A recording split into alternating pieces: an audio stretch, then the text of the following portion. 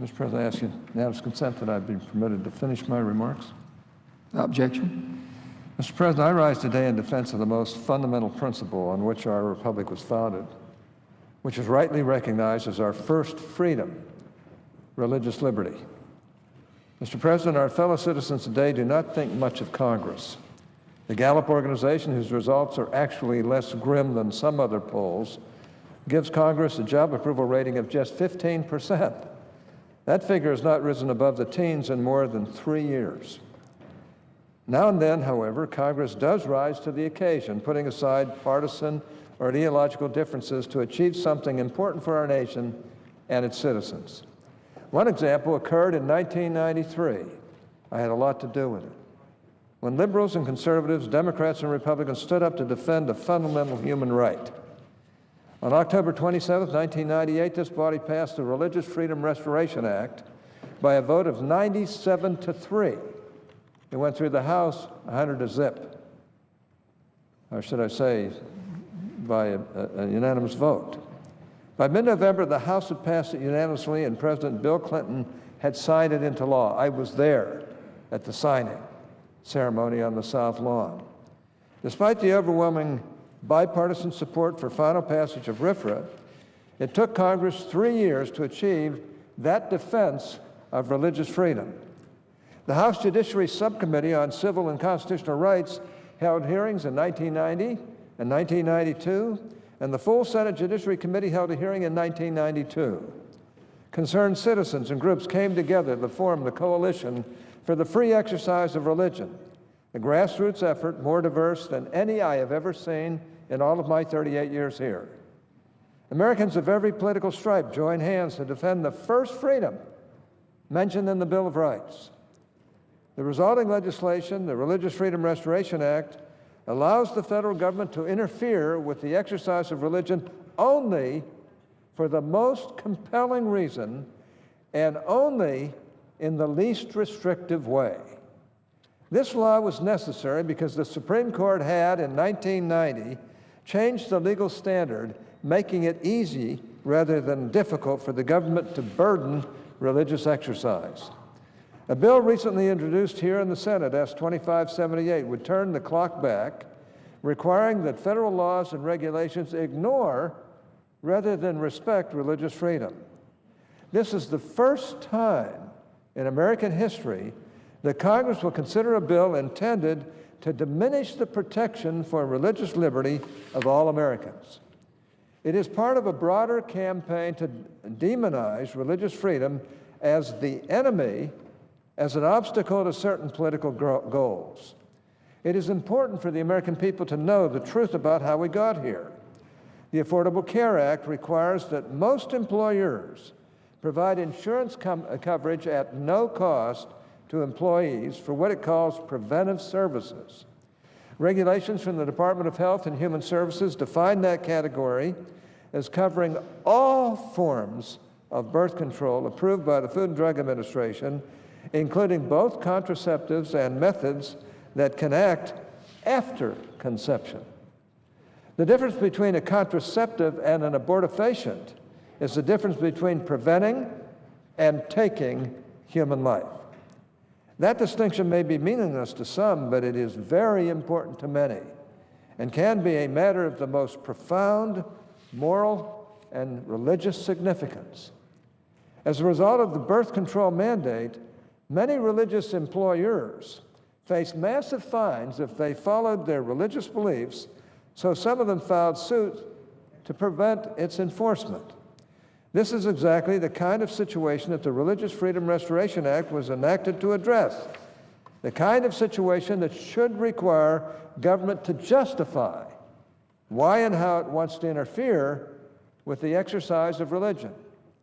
Cases brought by 2 companies owned by religious families made it to the Supreme Court. These companies do provide insurance coverage for the FDA's 16 methods of contraception. But they believe that doing so for its 4 methods of birth control that can cause abortion violates their deeply held religious beliefs. 2 weeks ago, in a case titled Burwell versus Hobby Lobby Stores, the Supreme Court ruled that the HHS birth control mandate does not sufficiently accommodate these employers' exercise of religion as required by the Religious Freedom Restoration Act. Mr. President, it took a lot of work to establish RFRA's defense of religious freedom, but it would not take much work to destroy it. The bill we will soon consider, S. 2578, would in one fell swoop reduce the free exercise of religion from a fundamental human right to a cheap election year prop. RFRA was developed over months of discussion and debate. It was the product of bipartisan deliberation and considered judgment. I know I was there. I was the one who talked Senator Kennedy into coming on this bill. And when we signed it on the South Lawn, when President Clinton signed it, Senator Kennedy was one of the most proud people there. This bill represents vindication of the fundamental and natural rights that we originally established government to protect. By contrast, S. 2578 was thrown together in a matter of days.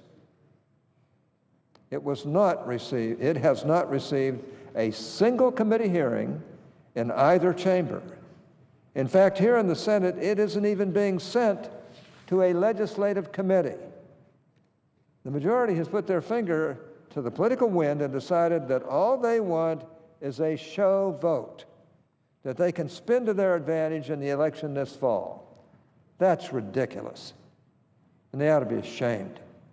One sign of what is really going on is the fact that the bill's findings are about 4 times as long as its actual provisions, and it reads more like a series of press releases than serious legislative language. The bill's supporters wish to ram it through Congress without meaningful deliberation, without hearings, without the kind of scrutiny that would expose this effort for what it is. The bill's findings, for example, say not one word about the exercise of religion that gave rise to the Hobby Lobby litigation in the first place. Instead, one of the bill's findings claims that those lawsuits were filed by employers who simply want to deny their employees health insurance coverage for birth control. I guess you could call it contraception.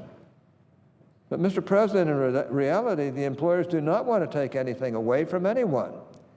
They simply ask, as the Religious Freedom Restoration Act requires, that laws and regulations about health insurance coverage also consider and balance their basic right to free exercise and to religious exercise.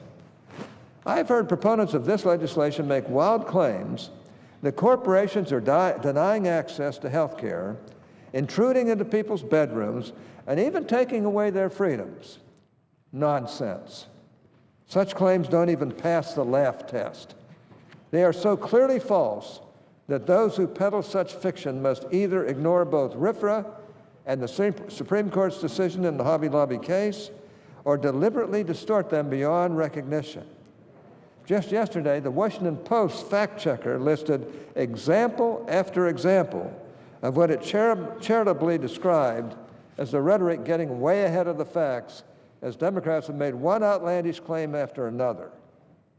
Finding 19 in this bill is perhaps its most outrageous, claiming that legislation, quote, is intended to be consistent with the congressional intent in enacting the Religious Freedom Restoration Act, unquote. But of course, that claim is absurd on its face. Congress expressed its purpose in enacting RFRA in the text of that statute, including RFRA's finding that its legal standard applies, quote, in all cases where the free exercise of religion is substantially burdened, unquote. RFRA's most prominent backers in Congress also expressed its intent. Over in the House, for example, then Representative Charles Schumer said that RFRA would restore the American tradition of, quote, allowing maximum religious freedom, unquote. Those who spoke about this bill spoke glowingly about what it means on both sides of the floor. The bill before us today does the opposite, requiring employers to provide insurance coverage, quote, notwithstanding any other provision of federal law, unquote, including specifically the Religious Freedom Restoration Act. If a bill prohibiting consideration of religious exercise is consistent with a law requiring consideration of religious exercise, such as RFRA, then words have no meaning whatsoever. We are also told that S. 2578 simply responds to the Supreme Court's recent decision in Hobby Lobby. But in reality, it goes much further. The Supreme Court's decision involved only the Affordable Care Act and the HHS birth control mandate. But this bill prohibits consideration of the Religious Freedom Restoration Act regarding insurance coverage of any healthcare item or service required by any federal law or regulation. The Affordable Care Act and the HHS birth control mandate apply to employers with at least 50 employees, but this bill's much broader mandate applies to any employer, regardless of size. The Hobby Lobby case involved a for-profit corporation, but this bill applies to any employer. This bill appears to be not so much a response to the Supreme Court's decision in Hobby Lobby as the attempt to broaden and extend the Affordable Care Act and the HHS birth control mandate.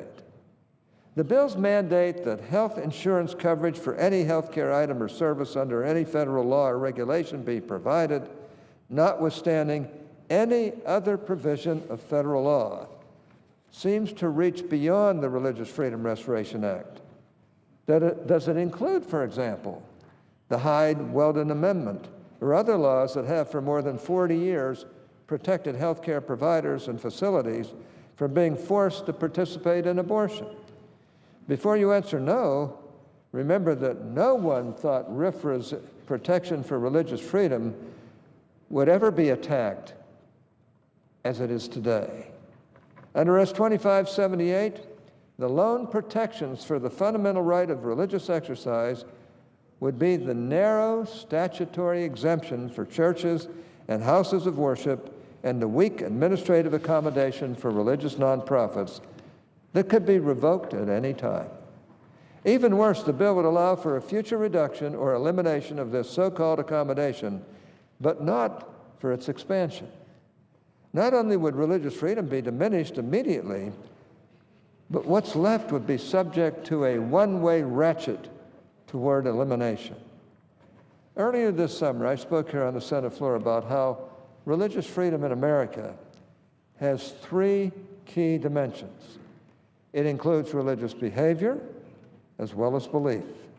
It applies collectively as well as individually, and it is public as well as private in scope.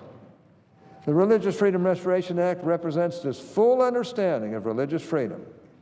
It requires that when Congress considers legislation or executive branch agencies consider regulations, they must take this fundamental freedom into account and give it the respect it deserves.